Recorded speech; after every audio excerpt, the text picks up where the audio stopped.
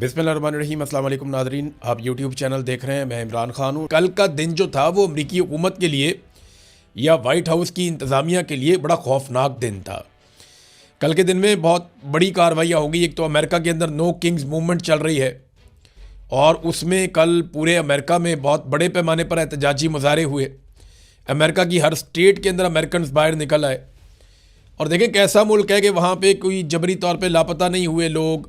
वहाँ की फ़ौज ने चादर और चार दीवारी का तकद्दुस पामाल नहीं किया, लोगों को गैर कानूनी तौर पे गिरफ़्तार नहीं किया गया, लोगों के घरों में छापे नहीं मारे गए, लोगों की इमलाक को नुकसान नहीं पहुँचाया गया, उनकी गाड़ियाँ नहीं तोड़ी गई, ख़वातीन को सड़कों पर नहीं घसीटा गया, बच्चों को हरासा नहीं किया गया। ये चीज़ें अमेरिका में नहीं पाकिस्तान में की हैं। पाकिस्तान की फ़ौज ने और पाकिस्तान के इदारों ने मिलकर आसिम मुनीर साहब के इशारे पे ये सब कुछ किया पाकिस्तान में, लेकिन अमेरिका में ऐसा कुछ नहीं किया गया।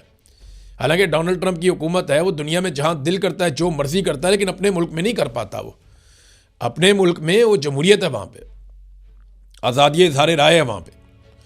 तो वहाँ पे बड़े पैमाने पे लोग निकले और बड़ा दबाव है डोनाल्ड ट्रंप पे और मौजूदा हुकूमत के ऊपर कि वो मिड टर्म इलेक्शन भी नहीं जीत सकती और दोबारा उनका इक़्तिदार में रहने का कोई इम्कान भी नहीं है, और इनके साथ होगी भी बहुत बुरी जब ये इक़्तिदार से निकलेंगे। ये उन्हें दिखाई दे रहा है, डोनाल्ड ट्रंप अपने मुंह से कह चुका है।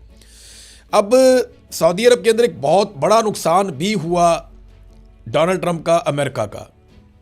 मैं आपको कह रहा हूँ ना कि ये जो 28 तारीख थी बड़ी खौफनाक थी अमेरिका के लिए। इससे पहले मैं रिपोर्ट कर चुका हूँ, लेकिन पहले इतना अंदाज़ा नहीं था कि इतना बड़ा नुकसान हुआ होगा। प्रिंस सुल्तान एयरबेस के ऊपर जो हमला हुआ है उसमें $1 अरब से ज़्यादा मालियत का एक अमरीकी कमांड तैयारा तबाह हो गया है, और इसके अलावा 3 वो तैयारे तबाह हो गए हैं जो रीफ्यूलिंग करते हैं, और वो भी बड़े कीमती तैयारे हैं। यानी जो तैयारा तबाह हुआ, मेन तैयारा E3 एवॉक्स तैयारा जो तबाह हुआ, ये लड़ाई में बहुत मदद करता है, पूरा जो फ़िज़ाई ऑपरेशन है उसमें मदद करता है अमेरिकन एयरफोर्स की, और ये आगाह करता है किसी भी हमले के हवाले से, किसी भी मिसाइल के हवाले से। तो ये बड़ा कमाल और बड़ा एक्सीलेंट किस्म का तैयारा है जिसको तबाह कर दिया। और इस तैयारे के बिल्कुल मिड में आके इसराइली ड्रोन था या मिसाइल था, वो बिल्कुल आके इसके पेट में लगा, बीच में से तैयारा ही दो कर दिया। और अब इसकी ईरान ने वीडियो भी जारी कर दी है, तस्वीर भी जारी कर दी है। उसके अंदर अगर आप देखें तो ये तैयारा तो रिपेयरेबल ही नहीं है, बिल्कुल ही मुकम्मल तौर पे तबाह बर्बाद करके कचरा बना दिया तैयारे को। अब वो स्क्रैप में बिक सकता है और कुछ नहीं हो सकता इस तैयारे का। तो एक तो ये अमरीकी तैयारा बिल्कुल ही बर्बाद कर दिया।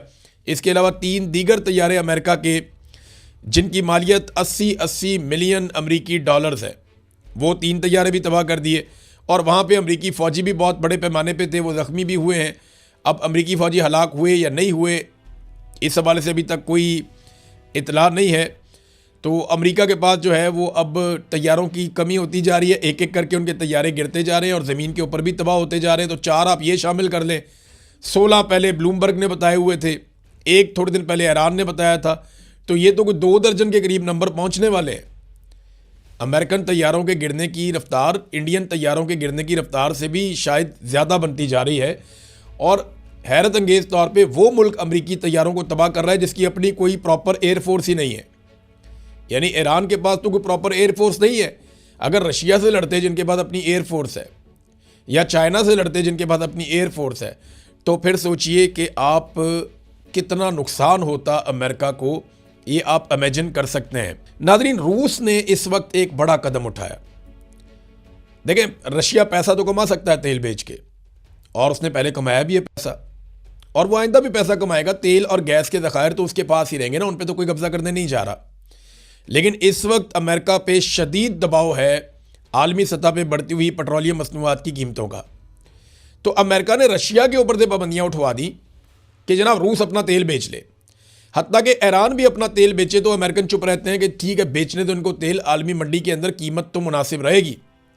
लेकिन अब रशिया ने बड़ी कार्रवाई कर दी। रूस ने ऐलान कर दिया कि वो 1 अप्रैल से लेकर 31 जुलाई तक, यानी 4 महीने तक वो पेट्रोल नहीं बेचेगा, गैसोलीन नहीं बेचने जा रहा दुनिया को।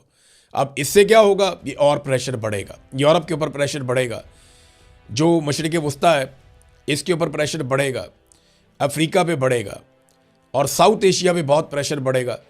तो ये जो ऐलान किया है रशिया ने, इससे यूरोप की और बाकी ममालिक की परेशानी बहुत बढ़ेगी और डोनाल्ड ट्रंप के ऊपर दबाव आएगा कि जल्द अज जल्द इस मामले को ख़त्म किया जाए, तो ट्रंप को हर तरफ से लपेट दिया गया है, हर तरफ से।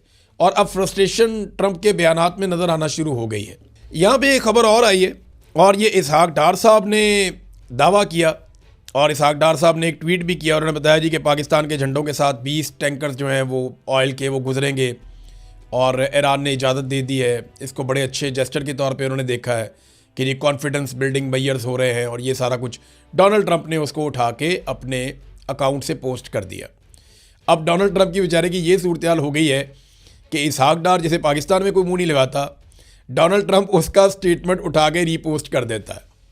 ये डोनाल्ड ट्रंप की सूरत हाल बन चुकी है। उसको सिर्फ इतना पता हो ना कि ये आदमी पाकिस्तान में क्या है और इसकी पाकिस्तान में क्या हैसियत है, तो डोनाल्ड ट्रंप को अंदाज़ा हो जाए कि वो बेचारा किस हद तक परेशान हो गया। और पाकिस्तानियों को तो बड़े आराम से आइडिया हो जाएगा कि अगर इसहाक डार जैसे आदमी की तौसीक करनी पड़ रही है डोनाल्ड ट्रंप को, तो डोनाल्ड ट्रंप की बेचारे की अपनी क्या हालत होगी।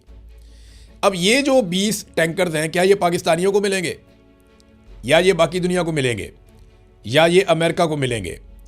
इसका जवाब इसहाक डार ने नहीं दिया। ये सवाल इसहाक डार से और हुकूमत से पूछा जाएगा, और मुझे उम्मीद है कि हुकूमत इसका कोई ना कोई जवाब देगी। अगर तो ये पेट्रोल पाकिस्तानियों के लिए आ रहा है, तो पाकिस्तान में तो बहरान होना नहीं चाहिए कि सस्ता पेट्रोल पाकिस्तान को मिल रहा है। पाकिस्तान तो ईरान से भी सस्ता पेट्रोल ले सकता है। ईरान तो हमेशा से कहता रहा कि हमसे आप पेट्रोल ख़रीद लें, हम आपको सस्ता पेट्रोल दे देते हैं, लेकिन पाकिस्तान अमेरिका से डरता रहा है। अब जब पाबंदियाँ खुली हैं, पाकिस्तान को मौके से फ़ायदा उठाना चाहिए। देखें ना, पाकिस्तान के अंदर PSL हो रही है, इंडिया के अंदर IPL हो रही है। मैंने दोनों के मुनाज़रे निकाल कर देखे तो पाकिस्तान में स्टैंड्स खाली पड़े हैं कि जनाब हमने PSL करवानी है, सिर्फ अपने चंद VIPs को ला के उनको मौजें करवा देते हैं, और अवाम के लिए PSL के दरवाजे बंद किए हुए हैं कि अवाम क्रिकेट देखने नहीं आ सकते। रीज़न ये नहीं है कि पेट्रोल ये बचा रहे हैं। पेट्रोल बचाना होता तो ये 50-50 गाड़ियों के काफ़िलों में ट्रैवल करते। इन्होंने पैसा बचाना होता तो ये अय्याशी वाले 11-11 अरब के जहाज़ खरीदते। इन्होंने पैसा बचाना होता तो ये MNAs को जो इन्होंने इतने बड़े बड़े फंड्स दे दिए हैं, वो फंड ही वापस ले लेते। पैसा बचाना मतलब नहीं है, ये पब्लिक से छुपना चाह रहे हैं। इस वक्त लोगों में गुस्सा बहुत ज़्यादा है, और उस गुस्से का ये सामना नहीं कर पा रहे, लिहाजा इन्होंने एक क्रिकेट लीग के अंदर से ही फैंस को उठवा दिया कि लोग आएंगे, वो बातें करेंगे। मरियम नवाज को लेकर जाना था, जैसे मरियम नवाज के पास वोट नहीं है, वैसे ही क्रिकेट PCB के पास जो है वो फैंस नहीं है। जब फैंस आएंगे तो वो बात भी करेंगे, पॉलिटिकली आज़ाद लोग हैं, वो अपने ख्यालात का इजहार करेंगे। तो ये एक प्रॉब्लम भी है। देखिए ना, इंडिया के अंदर IPL में क्राउड भरा हुआ है। अब ये सिर्फ फिनोमेना पाकिस्तान के लिए तो नहीं है ना।